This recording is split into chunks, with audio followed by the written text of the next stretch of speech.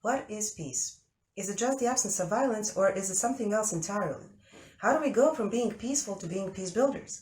Who is responsible for our peace education? Schools, NGOs, or both? And at last, how will educating for peace impact our future?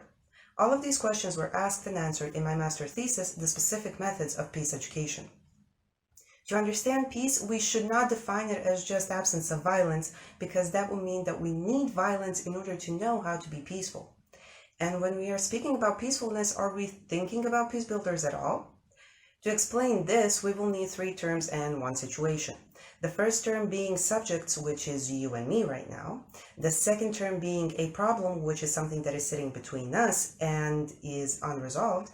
And the third term being methods of resolving conflict. Now, let's say you and I have a problem. If we do not know how to resolve the problem, we will further down the conflict.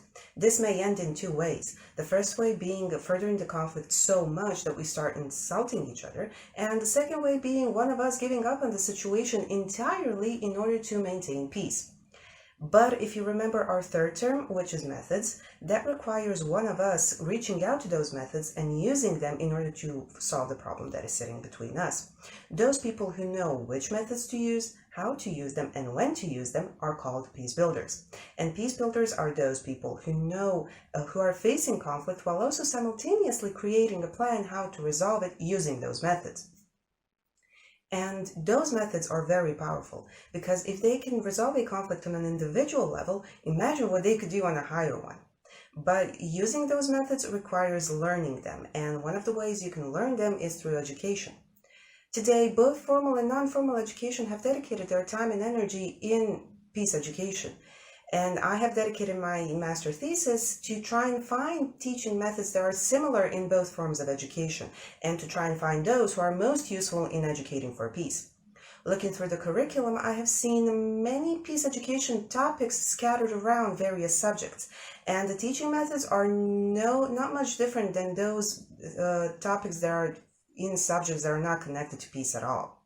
But with my experience with peace education through NGOs, I have seen many more methods being used, and those methods are being used in order to teach young people how to use them in the future. And honestly, that should be the goal. Let young people observe how your teaching methods impact them, and then teach them how to use those methods in their future life. Because if we want a society without violence, we have to realize that it is paved with peace education, and we should strive to make it better. Hopefully, my thesis makes an impact.